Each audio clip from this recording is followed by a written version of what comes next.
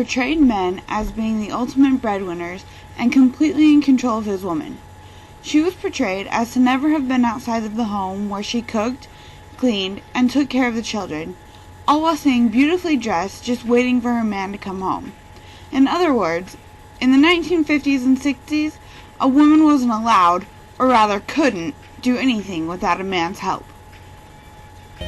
Lucy, where did you get this money?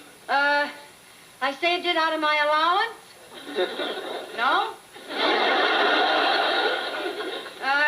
No. Oh. Now, Lucy, this is no joke. There's a lot of money here. I want to know where you got it. This flat tire needs a man, but when there's no man around, Goodyear should be. Why? Watch this. New Goodyear Double Eagle. Now try not to be overwhelmed by all this technology. It looks complicated, but the men who designed it made it simple enough for a woman to use. 17, and the United States took up arms to join the Allies. In the time of World War I, men were sent off to fight overseas. Not only did they leave their families and a life of safety, but also they left their jobs. Who would take over? Women. Women entered these job roles that men once occupied, giving them their first chance in the workplace. They began to live for themselves, as opposed to relying on men. However, this was not forever. When the men came back from the war and took back their rightful place in the area of employment, women dreaded their inferior status would return. It was unspoken but agreed that childcare and housework remained as a woman's job. Despite this, marriage became an equal partnership to most middle-class families.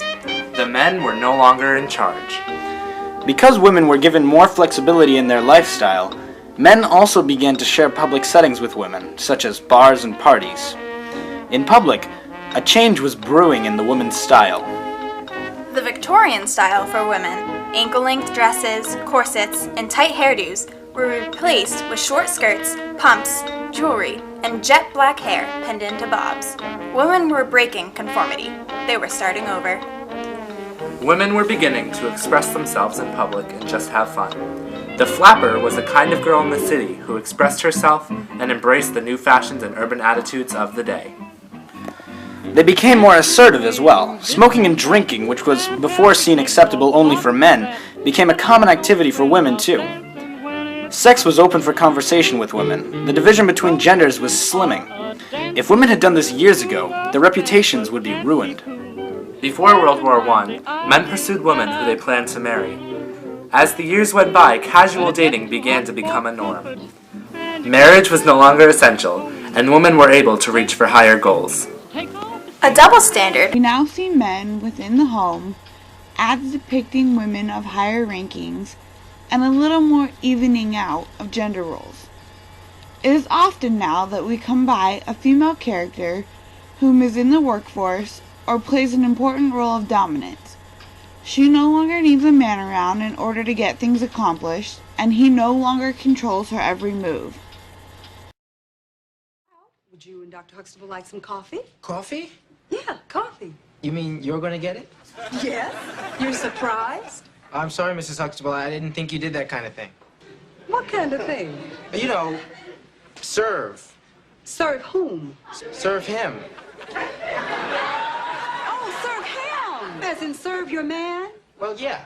Let me tell you something, Elvis.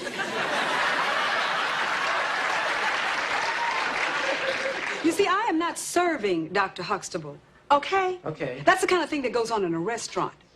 Now, I'm going to bring him a cup of coffee, just like he brought me a cup of coffee this morning. And that, young man, is what marriage is made of. It is give and take 50-50. Touch me, and that hand will never touch anything again.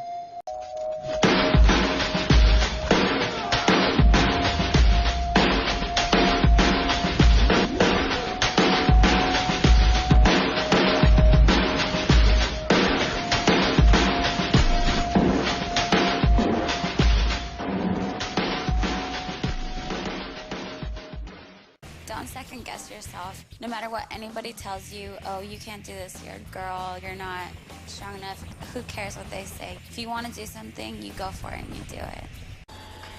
Gender roles in the media are slowly becoming more and more even, but we aren't there yet. Will it be another decade before women are not shown by the media as only sex symbols for men, or still cleaning the house, caring for the children, all while looking their best? And how long will it be before men aren't perceived as being the so-called macho man with all of the money? And now additional fallout today from a brand new report finding the dynamics of the American family are changing.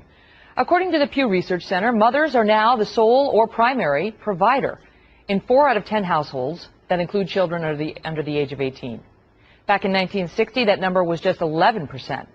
The report sparking a debate on Lou Dobbs Tonight over on FBN over whether this spells problems for families. Listen. When we're watching society dissolve around us, Juan, what do you think? You're seeing, I think, systemically, larger than the political stories that we follow every day, something going terribly wrong in American society, and it's hurting our children. Lou, I'm so used to liberals telling conservatives that they're anti-science, but I mean, this is liberals who defend this and say it's not a bad thing are very anti-science. When you look at biology, look at the natural world, the roles of a male and a female in society and other animals, the male typically is the dominant role. The female, it's not antithesis or it's not competing, it's a complementary role. Bottom line, it could undermine our social order. Joining me now, Lou Dobbs, host of Lou Dobbs Tonight on the Fox Business Network, and Eric Erickson, editor of RedState.com and a Fox News contributor. Thanks for being here. Thank you. So I'll start with you, Eric. What makes you dominant and me submissive, and who died and made you scientist in chief? Oh,